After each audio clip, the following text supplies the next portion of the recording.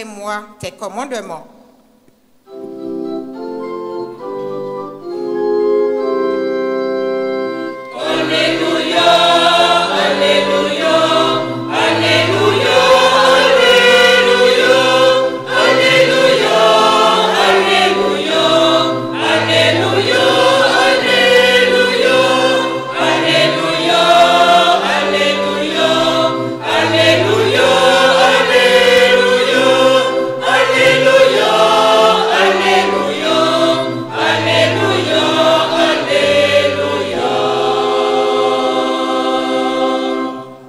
Le Seigneur soit avec vous.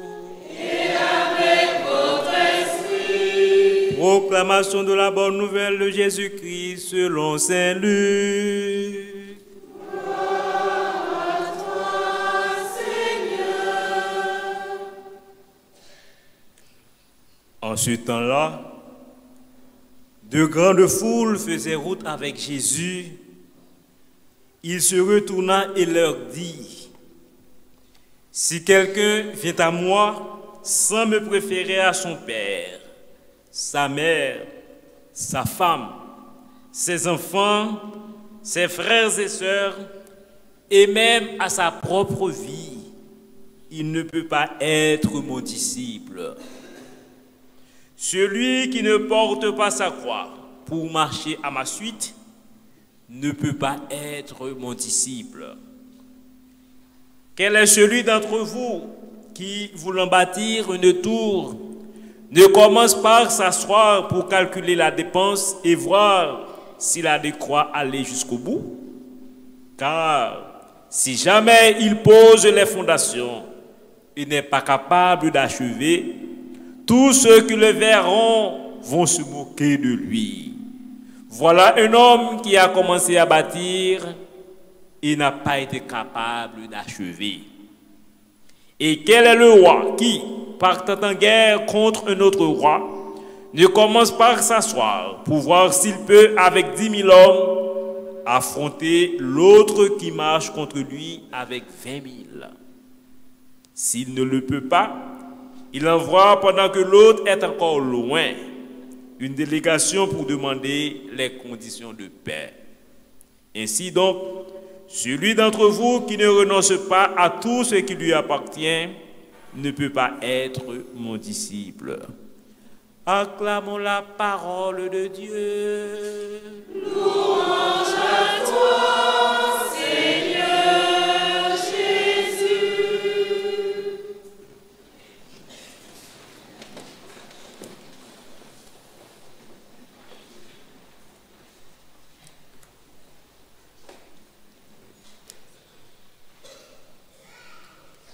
Chers frères et sœurs, chers auditeurs de la radio Saint-Louis,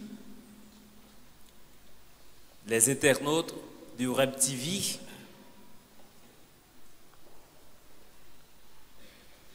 nous tous qui avons écouté la parole de Dieu pour ce 23e dimanche du temps ordinaire, peut-être à l'intérieur de nous, nous nous disons, la parole de Dieu pour aujourd'hui est venue nous provoquer. Ça vient nous piquer. On dirait que c'est déroutant. Et la première lecture, tirée du livre de la sagesse, commence par nous poser des questions. Quel homme peut découvrir les intentions de Dieu? Qui peut comprendre les volontés du Seigneur? Ça, ce sont des questions fondamentales. Peut-être, nous nous posons la question, mais Dieu, qui est-il? Nous nous évertuons certainement à répondre à cette question, à donner des réponses. On dirait que nous sommes portés, nous voulons rendre intelligible l'essence de Dieu. On dirait que nous sommes portés à énumérer les caractéristiques de Dieu. comme si notre intelligence pourrait pénétrer le mystère de Dieu. Et moi, je suis à même de vous dire, tout ce que nous pouvons dire de Dieu dépasse notre entendement.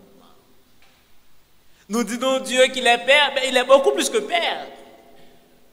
Nous disons qu'il est mère, c'est beaucoup plus qu'une mère aussi, qu'une maman. Tout ce que nous pouvons dire, c'est approximatif.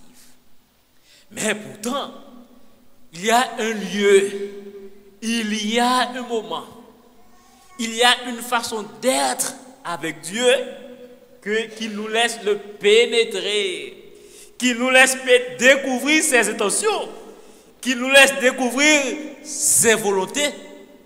C'est dans la prière, c'est quand nous nous mettons à genoux, c'est quand nous nous faisons petits. Voici le secret qui nous permet de pénétrer, de découvrir et de rendre même intelligible ce mystère qui dépasse notre entendement, qui est Dieu. Chers frères et sœurs, ce sont là des questions entendues dans la première lecture. C'est vrai, nous croyons tout savoir, et surtout en ce monde. Il y a tellement de facilité. Les informations nous sont tellement disponibles et faciles que nous savons, nous croyons connaître tout, et même Dieu. Nous croyons savoir toutes les choses sur Dieu. Alors, chers frères et sœurs, à notre grande surprise, nous voyons que nous nous sommes trompés. Nous nous trompons parce que tout ce que nous disons de Dieu est beaucoup plus grand que ce que nous osons même dire. Dieu nous dépasse infiniment. Pourtant, c'est celui qui intervient dans notre vie, dans la vie de tout homme, dans notre vie pour nous transmettre sa sagesse.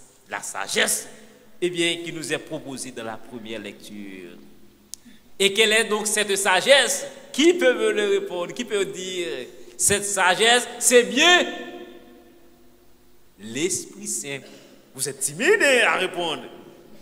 Quelle est cette sagesse? C'est l'Esprit Saint. C'est bien l'Esprit Saint qui nous dit ce que Dieu est réellement. C'est l'Esprit Saint qui inspire, qui nous apprend, eh bien, les dons, les grâces de Dieu. Et la révélation parfaite de ce Dieu n'est autre que Jésus le Christ qui dans l'évangile nous donne les conditions de la Secula Christi, les conditions pour le suivre. Et c'est l'Esprit Saint que Dieu nous donne. Il nous est donné pour nous conduire vers la vérité tout entière. Cette vérité qui nous libérera. C'est lui qui nous fait adhérer au Christ quand nous nous rassemblons en ce dimanche pour écouter la parole de Dieu et célébrer l'Eucharistie. Cette sagesse de Dieu nous est révélée dans l'évangile de ce dimanche. Les paroles que nous y avons entendues sont déroutantes. Jésus nous invite à l'aventure. Il nous demande un vrai saut dans l'inconnu quand il nous dit de tout abandonner pour le préférer et le préférer même à notre propre vie. Si nous voulons être ses disciples, ce qui est premier, c'est de laisser le Christ remplir toute notre vie de l'amour qui est en lui. Nos affections naturelles sont limitées et imparfaites. Elles sont souvent mêlées d'égoïsme. Le Seigneur nous demande d'y renoncer pour accueillir son amour désintéressé et intensement généreux. Chers frères et sœurs, pour aller à Jésus, il nous demande de réorganiser toute notre vie affective. Dieu doit passer avant tout. Il y a tellement de tentations aujourd'hui. Il y a tellement de choses, on dirait, qui voulaient qui entrent en compétition avec Dieu, n'est-ce pas, dans notre vie. Ce monde-là, il y a tellement de choses, eh bien, peut-être qui sont devenues pour nous des idoles et qui supplantent Dieu, qui voudraient prendre la place de Dieu. L'évangile d'aujourd'hui vient nous ramener à la raison et à la foi pour préférer Dieu à tout. Comme l'évangile est exigeant et difficile à vivre. N'est-ce pas? N'est-ce pas beaucoup demandé, mes frères et sœurs? Ce Jésus que nous croyons aimer de tout notre cœur. Ce Dieu que nous disons, il est mon Dieu. Pourtant, il y a un petit quelque chose qui prendrait la place de ce Dieu. C'est comment l'évangile d'aujourd'hui vient nous révéler à nous-mêmes. C'est comme s'il vient exciter notre conscience pour dire, est-ce vraiment je suis capable de tout quitter, de tout abandonner pour épouser, pour m'adhérer à Jésus et à Dieu de façon inconditionnelle. Voilà. L'évangile d'aujourd'hui nous propose, c'est comme quoi la parole de Dieu met en relief le radicalisme évangélique. Ce n'est pas de vains mots, de creux mots. Radicalisme évangélique, et ça a un contenu. Quel serait le contenu de ce radicalisme évangélique? C'est d'abord préférer le Christ à tout. Épouser les sentiments. Épouser, je dirais même, les intentions, le projet de Dieu. Et bien qu'il faut tout abandonner pour suivre le Christ. Et je disais, Jésus nous invite à l'aventure. Certainement, il y a les jeunes qui aiment les aventures. Les adolescents qui quittent la maison, qui partent en aventure. Mais nous autres, aujourd'hui, Dieu nous propose cette aventure. Une aventure spirituelle, certainement. Et là, eh bien, nous pouvons découvrir Dieu dans notre intimité avec lui. Et aujourd'hui, mes frères et sœurs, c'est le moment de faire un discernement. La parole nous invite au discernement. Il faut discerner. D'abord, parlons par la négative. Qu'est-ce qui m'empêche aujourd'hui de suivre le Christ de manière radicale? Qu'est-ce qui m'empêche de m'adhérer au Christ? Qu'est-ce qui m'empêche de découvrir aujourd'hui la volonté de Dieu dans ma vie? Nous voulons tous voir Dieu. Nous voulons tous suivre le Christ. Mais il ne nous a pas proposé une voie facile. Ce qu'il nous demande, c'est de porter notre croix. Ce qu'il nous demande, c'est de préférer à toutes nos fringalités, à tout ce qui pourrait, eh bien, nous dévier de cette voie qui nous a tracée. Qu'est-ce qui m'empêche de donner toute la place à Dieu dans ma vie? C'est ce discernement. C'est une question fondamentale qui nous revient de nous poser. Être disciple du Christ, comment? Quel serait le contenu de ces mots-là, de cette expression? Être disciple de Jésus ne va pas de soi. Parce que pour accepter d'être disciple de Jésus, c'est accepter de mener une vie exigeante. Il y a tellement de facilité dans ce monde aujourd'hui. On veut gagner sa vie de manière facile. Il y en a qui ne veulent même pas travailler et puis ils veulent être heureux. Ils veulent tout avoir. Mais dites-moi comment? Mais bien, ce n'est pas facile. C'est exigeant. Notre vie doit être organisée en fonction de Jésus. Voici mes frères et sœurs. Notre vie doit être organisée en fonction de Jésus. Si nous voulons vraiment le préférer à tout. Si nous voulons vraiment nous soumettre à la volonté de Dieu, nous devons réorganiser notre vie, même de manière spirituelle. Parfois, nous avons de fausses conceptions de la spiritualité et alors de cette vie que nous voulons bien, que nous voudrions bien mener selon l'Esprit Saint. C'est encore plus vrai. Si nous voulons être disciples de Jésus, nous devons être lucides. Parfois, il y a tellement de choses qui nous détournent, qui détournent notre attention, qui détournent notre projet d'être disciples de Jésus.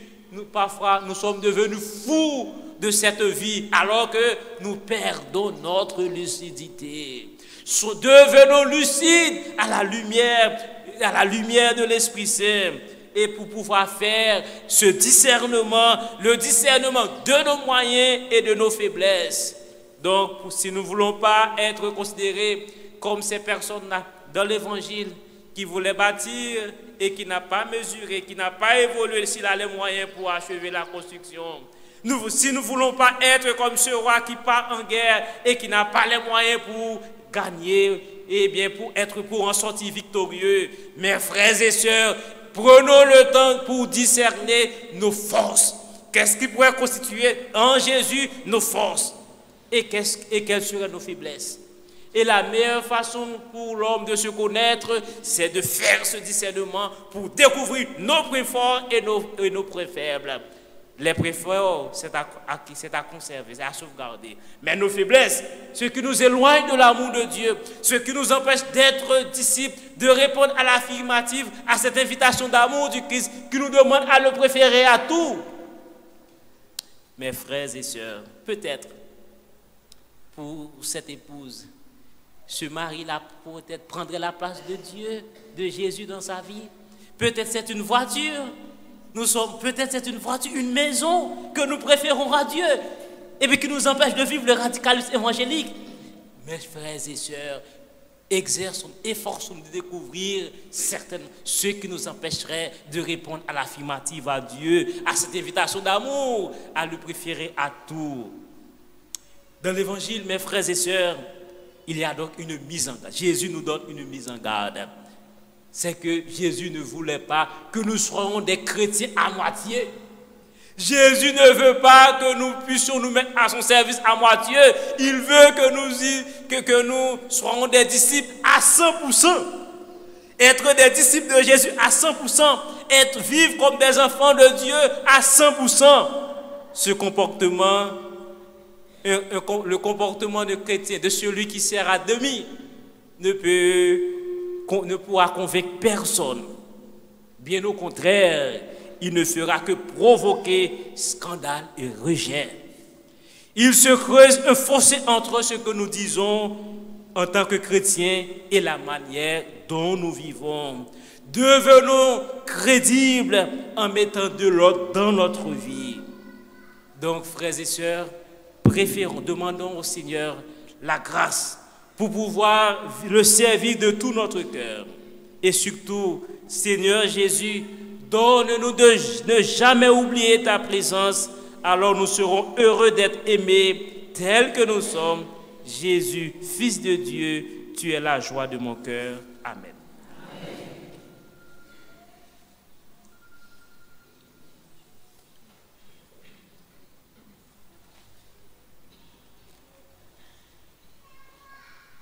Et maintenant, frères et sœurs, levons-nous pour proclamer notre foi.